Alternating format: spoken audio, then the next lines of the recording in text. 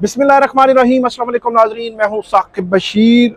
3-4 मौज़ूआत पे हम बात करेंगे। एक तो मखसूस नशिस्तों का जो केस है, इस केस से मुतल्लिक बात करेंगे कि हुकूमत वक़्त अब नई कानून साजी करने जा रही है ताकि वो मखसूस नशिस्तें किसी ना किसी तरीके से हर सूरत जो है वो हासिल कर सकें। वो कानून साजी क्या है, इस पर बात करेंगे। और इसके अलावा हम बात करेंगे अरशद शरीफ कत्ल केस में एक अहम पेशरफ्त सामने आई है। पेशरफ्त ऐसी है कि कोई पेशरफ्त ही नहीं है। इस पे बात करेंगे कि कितनी जो है वो संग दिली है कि अक्टूबर 2022 में एक वाक़या हुआ और आज तक उसका कुछ नहीं हो सका। इसके अलावा इमरान खान के 6 केसेस यहाँ पे इस्लामाबाद की कचहरी में मुकर्रर हैं। वो अक्टूबर 2023 से वो केसेस चल रहे हैं, लेकिन 9 माह में एक इमरान खान की हाजिरी नहीं हो सकी। उस पर बात करेंगे कि क्यों नहीं हाजिरी हो सकती। जब वो सुप्रीम कोर्ट में वीडियो लिंक के जरिए पेश हो सकते हैं तो सेशन कोर्ट में क्यों नहीं। इसके अलावा हम आखिरी बात करेंगे कि रऊफ हसन उनकी जो रिहाई के हवाले से दरख्वास्त है उस पर समाअत हुई है। उस समाअत में क्या हुआ है, FIA अभी नहीं आई। हम जब ये वीडियो कर रहे हैं तो दिन के 12:30 जो है वो बजे हैं। इस पे बात करेंगे। और अफजल मजूका जो है उनको पीका जज जो है वो तैनात कर दिया गया है। इसके हवाले से आपको जो है वो आगाह करेंगे। सबसे पहले मखसूस नशिस्तों को हासिल करने के लिए बुनियादी तौर पर जो हुकूमत वक़्त है, 12 जुलाई का सुप्रीम कोर्ट के 8 जजेस का जो फैसला है उसको गैर मौसर करने के लिए हुकूमत कानून साजी जो है वो करने की कोशिश कर रही है ताकि वो अपना केस बिल्ड कर सके। और जो इलेक्शन एक्ट में जो तरामीम हैं वो की जा रही हैं ताकि वो जो आज़ाद अरकान हैं वो एक दफ़ा अगर किसी पॉलिटिकल पार्टी में चले गए तो दोबारा नहीं जा सकते। मतलब वो उसका जो क्रक्स है पूरी कानून साजी का वो यही है कि मखसूस नशिस्तें किसी तरीके से हासिल की जा सकें। तो मखसूस नशिस्तें अगर PTI को नहीं मिलती और हुकूमत वक़्त किसी तरह लेना चाह रही है तो इसका मतलब ये हुआ कि आप वो जो जुडिशल पैकेज है उसको भी इग्नोर नहीं कर सकते, आप आईनी तरामीम को भी इग्नोर नहीं कर सकते, आप जो है रिटायरमेंट एज बढ़ाने के मामले को भी इग्नोर नहीं कर सकते, आप जो इस्लामाबाद हाई कोर्ट के जजेस हैं उनको रोटेट करने की कानून साजी को भी आप जो है वो नज़रअंदाज नहीं कर सकते। तो इसका मतलब ये है कि बहुत कुछ करने के मूड में है हुकूमत वक़्त, लेकिन अगरचे उसके पास मैंडेट नहीं है, वो मैंडेट छीनना चाह रहे हैं दूसरे का। जिसने अवाम ने जिसको मैंडेट दिया वो मैंडेट लेकर कानून साजी करना चाह रहे हैं। अब अवाम ने जो मैंडेट दिया है उससे बाहर क्यों जाना चाह रहे हैं, ये बड़ा हैरान कुन है। अब आप देखें कि हुकूमत वक़्त ने 2-3 किस्म की कानून साजी की। जब 8 फरवरी 2024 को जिस दिन ये इलेक्शन हुए, जिस दिन नॉमिनेशन फॉर्म जमा हुए, जिस दिन लिस्टें जमा हुई, जिस दिन सारा शेड्यूल था इलेक्शन कमीशन का कि उस आप एक आम लेमैन की हैसियत से सोचें कि 8 फरवरी से पहले जो लॉ एग्जिस्ट करता था, जो कानून मौजूद था, उसी के तहत सारा होता रहा। अब हुकूमत ये कह रही है 30 जुलाई को कि हम जो कानून साजी करने जा रहे हैं इसका इतलाक 2017 मतलब इसका इतलाक माजी से होगा।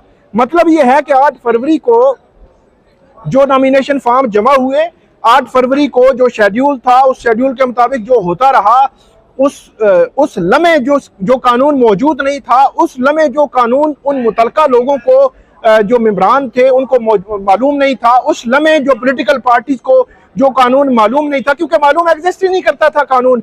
अब जो है वो कानून लाया जा रहा है कि इसका इतलाक तब से होगा। इससे बड़ा जो है वो शुक्रिया प्रोग्राम क्या हो सकता है। और जो पार्लियामान है उसकी एक वकार है, पार्लियामान की जो कानून साजी है उसके हवाले से उसको देखा जाता है कि पार्लियामेंट ने कानून साजी की है, अदालतें भी उसका लिहाज करती हैं। लेकिन कम से कम हुकूमत वक़्त को, जो PDM की हुकूमत को, उसको भी कुछ ना कुछ ख्याल करना चाहिए कि वो कैसी कानून साजी कर रहे हैं। पहले आपने इलेक्शन एक्ट में तरमीम की, क्यों तरमीम की? क्योंकि आपने रिटायर्ड जजेस को ट्रिब्यूनल लगाने की तरमीम कर दी क्योंकि आपको लग रहा था कि कहीं इलेक्शन खुल गए, इलेक्शन जो उनके हल्के हैं वो खुल गए और मामला जो है वो खराब हो जाएंगे। तो ये एक शक व शुबा की बुनियाद पे आपने कोशिश की ताकि उसको जो है वो कहीं ना कहीं प्रोटेक्शन दें और अपनी गवर्नमेंट को प्रोटेक्शन दें और जो इलेक्शन के मामलात हैं वो जो कि तू ही जो है वो चलते रहें। तो वो एक आपने तरमीम की कि इलेक्शन एक्ट में तरमीम कर दी कि वहाँ पे आप रिटायर्ड जज ट्रिब्यूनल लगा सकते हैं और इलेक्शन कमीशन को हम इख्तियार दे रहे हैं कि आप ट्रिब्यूनल तब्दील कर दें, और इलेक्शन कमीशन तैयार बैठा हुआ था और उसने ट्रिब्यूनल तब्दील कर दिया जस्टिस जहांगीरी का, और जस्टिस जहांगीरी का ट्रिब्यूनल गैर फाल हो गया। फिर इस्लामाबाद हाई कोर्ट के चीफ जस्टिस आमिर फारूक ने भी जो जुलाई के मिड में वो स्टे दिया, और वो अब जो है वो आज फिर समाअत थी, वो मामला भी गैर फाल हो गया। अब सितंबर में उसमें समाअत होगी। जो लोग ये चाहते थे कि इस्लामाबाद के तीनों हलके जो है उनके मामला लटक जाएं, तवालत इख्तियार कर लें, कहीं किसी लॉजिकल एंड तक ना पहुंच जाएं, वो कामयाब हो गए हैं। अब सितंबर के दूसरे वीक में शायद जो है वो समाअत होगी। अगर ये जस्टिस जहांगीरी वाला ट्रिब्यूनल बरकरार रहा, अगर बरकरार ना रहा तो फिर तो कहानी ही आप खत्म ही समझे कि बहुत सारी चीजें हैं ऐसी, बाद में आपको बताएंगे कि किन बुनियादों पर मामलात को खत्म कर दिया जाएगा। एक तो बात हो गई ये। दूसरी जो कानून साजी क्या थी? ऑर्डिनेंस लाए।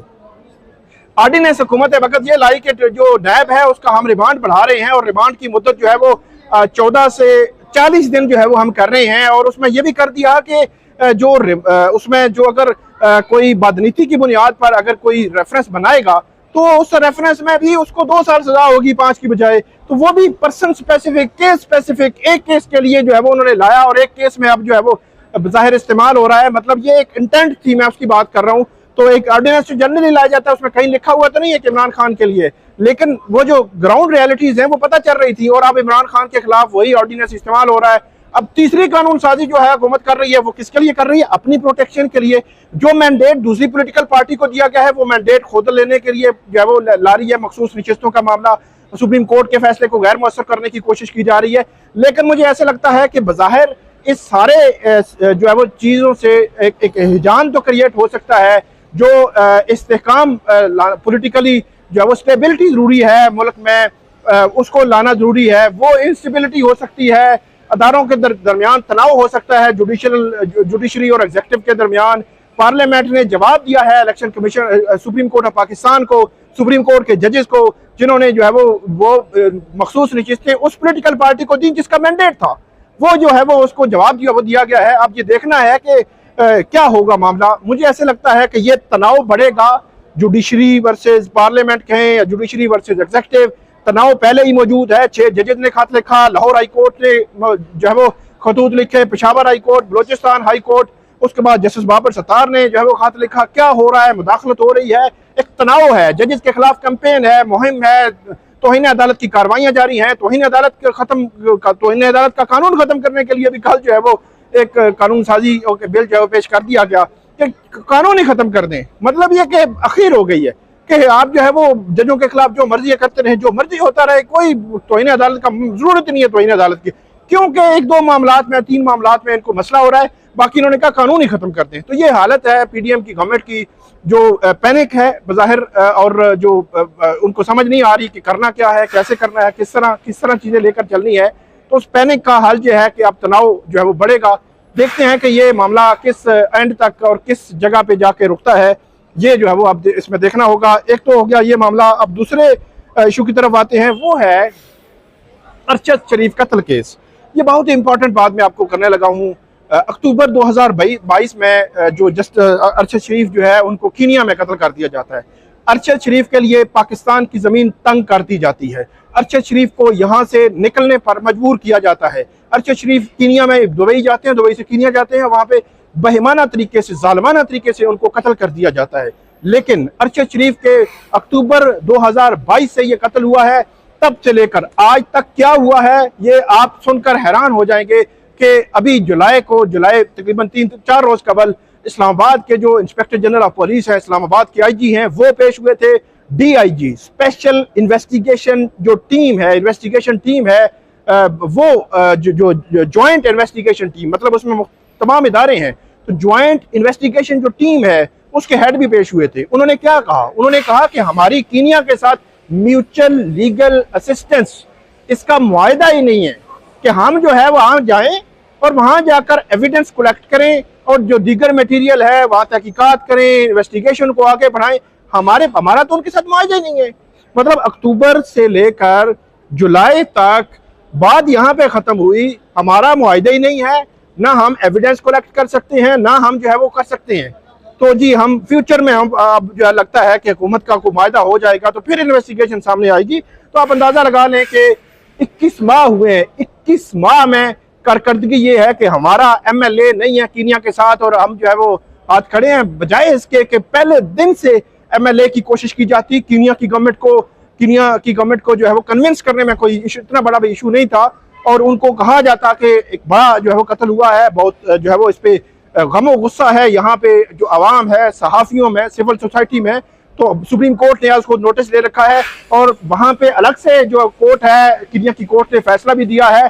तो इस तनाजुर में चे जाए कि उनको कन्विंस किया जाता, उनको फोर्स किया जाता, उनको कहा जाता कि आप MLA जो है वो दस्तखत करें ताकि हम जो है वो इस केस की तहकीकात आगे बढ़ाएं। लेकिन 21 माह की कारकर्दगी ये है कि हमारा MLA साइन नहीं हुआ क्योंकि कीनिया के साथ, तो इसलिए जो है वो ये तहकीकात आगे नहीं बढ़ सकी। तो इसके अलावा इसी केस में जो हामिद मीर साहब सीनियर सहाफ़ी हैं, हामिद मीर, उनकी जानिब से एक दरख्वास्त दायर की गई कि जो जुडिशल कमीशन कायम किया जाए कि अरशद शरीफ को किन हालात में ये मुल्क छोड़ना पड़ा, अरशद शरीफ के खिलाफ FIR कहाँ से, किसने, किसके कहने पर दर्ज करवाई, अरशद शरीफ पर क्या प्रेशर डाला गया, अरशद शरीफ को क्या पैगाम दिए गए। तो ये सारी चीज़ें जो है वो उनका तहकीकात के लिए जुडिशल कमीशन तश्कील दिया जाए। चीफ जस्टिस आमिर फारूक इस केस की समाअत कर रहे हैं, तो उन्होंने वफाकी हुकूमत को ये हुक्म दिया है, एडिशनल अटॉर्नी जनरल जो है मुनव्वर इकबाल दुगल, उनको ये हुक्म दिया है कि वो जो फेडरल गवर्नमेंट है उनसे इस हवाले से इंस्ट्रक्शंस लेकर 6 अगस्त को बताएंगे। और इसके अलावा वजारत दाखिला और वजारत कानून और इंसाफ, उनके हुकाम को भी तलब किया गया है 6 अगस्त को कि वो आकर बताएं कि इस हवाले से वो क्या कर सकते हैं, कैसे इसको लेकर आगे चल सकते हैं और क्या जुडिशल कमीशन कायम हो सकता है। इसी के साथ ही ये कहा गया था हामिद मीर साहब के वकील की जानिब से कि क्योंकि जुडिशल कमीशन जो है उसमें 6-7 और भी मर्डर हुए हैं यहाँ पे सहाफ़ी, तो उनकी तहकीकात भी होनी चाहिए। तो उनके लिए भी ये जो है वो इस्तदा की गई कि जुडिशल कमीशन में उनको भी तहकीकात में शामिल किया जाए, उनकी तहकीकात भी होनी चाहिए। तो ये अब 6 अगस्त को दोबारा जो है वो अरशद शरीफ केस की समाअत होनी है और सुप्रीम कोर्ट में आपको पता है मामला जो है वो लटक गया है, वो तो सितंबर तक जो है वो फिक्स होता नजर नहीं आ रहा। इसके अलावा हमारा जो मामला है तीसरा, वो इमरान खान, शाह महमूद कुरैशी और दीगर के खिलाफ जो मुकदमात हैं, उन मुकदमात में इमरान खान और शाह महमूद कुरैशी को वीडियो लिंक के जरिए हाजिरी पेश करने का हुक्म दिया है। ये आज जो है वो अदालत थी, इंसदाद दहशतगर्दी अदालत, जो जज हैं ताहिर अब्बास सफरा, उन्होंने आज समाअत की और इससे कबल भी वो ये बात करते रहे हैं। और ताहिर अब्बास सफरा उन्होंने कहा कि शाह महमूद कुरैशी सजा याफ्ता कैदी हैं, कौन सी जेल में है। अदालत को बताया गया कि शाह महमूद कुरैशी सजा याफ्ता नहीं है, लाहौर की कोट लखपत जेल में कैद हैं। सुपरिटेंडेंट जेल को अदालत ने हदायत की कि मुलजमान को वीडियो लिंक के जरिए आइंदा समाअत पर अदालत पेश किया जाए। 7 सितंबर तक जो है वो इस केस में समाअत मुलतवी की गई है और ये कहा गया है कि उनको आइंदा समाअत पर जो है वो पेश किया जाए। इसके अलावा पीका के तहत जो रऊफ हसन है उनके खिलाफ मुकदमा है, PTI के दीगर सोशल मीडिया वर्कर्स जो है उनके खिलाफ भी मुकदमा है। उन मुकदमात के हवाले से भी आज जो है वो समाअत हुई है। उस समाअत में रऊफ हसन की जो जमानत बाद अज गिरफ्तारी की दरख्वास्त है उस पर अली जफर और जो अली बुखारी हैं उन्होंने आज दलाइल दिए हैं। अभी जब हम बात कर रहे हैं तो अभी FIA के दलाइल रहते हैं, लेकिन जो अली जफर और अली बुखारी की जानिब से दलाइल दिए गए वो दलाइल मैं आपको बता देता हूँ। उनकी जानिब से ये कहा गया है कि रऊफ हसन के खिलाफ FIR में इल्जामात वाज़े नहीं। FIR में रऊफ हसन पर सेक्शन 9, 10 और 11 लगाया गया। सेक्शन 9 किसी दहशतगर्द तंजीम की मुआवनत करने के हवाले से है। सेक्शन 10 डिजिटल दहशतगर्दी के हवाले से है। सेक्शन 10 किसी अदारे के डिजिटल सिस्टम पर साइबर का हमला करने के हवाले से भी है। FIA और FIR और सेक्शंस की तारीफ में बहुत फ़र्क है। रऊफ हसन 75 साल के शख्स हैं और कैंसर और दिल के मरीज हैं। तिब्बी बुनियादों पर भी रऊफ हसन जमानत के हकदार हैं। जिंदगी में पहली बार रऊफ हसन को इस तरह के केस का सामना करना पड़ा और 1975 के FIA के एक्ट के रूल 3 के मुताबिक FIR से पहले इंक्वायरी करनी है। FIA एक्ट के सेक्शन 60 के मुताबिक इंक्वायरी के लिए पहले नोटिस करना है। और यहाँ पर मुख्तलिफ अदालती हवाले भी दिए गए और ये कहा उन्होंने कि 2018 के कानून के रूल 7 के सब 4 के मुताबिक सबसे पहले कानूनी राय लेनी है, उसके बाद जो है वो FIA ने इंक्वायरी करनी है।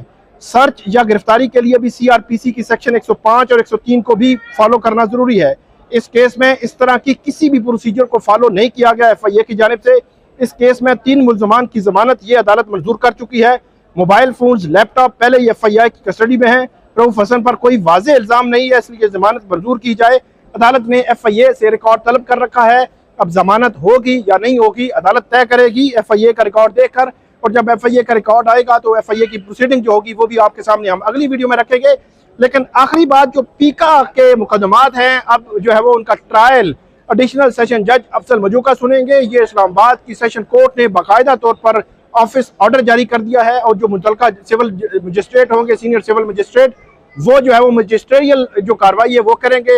लेकिन ट्रायल एडिशनल सेशन जज अफजल मजूका करेंगे, जिन्होंने इमरान खान और बुशरा बीबी के खिलाफ इद्दत कैद का फैसला दिया था। अफजल मजूका बहुत ही टैलेंटेड और जो है वो गैर मामूली सलाहियतों के जज हैं। अब जो है वो पीका के सारे मुकदमात जो है वो उनके ट्रायल्स उनके पास आया करेंगे और वो उनको सुनकर फैसला करेंगे। अब बाकायदा तौर पर उनकी कोर्ट को पीका की कोर्ट डिक्लेयर कर दिया गया है। ये आज के हमारे 4-5 मौज़ूआत थे। उम्मीद है आपको आज की हमारी वीडियो पसंद आएगी।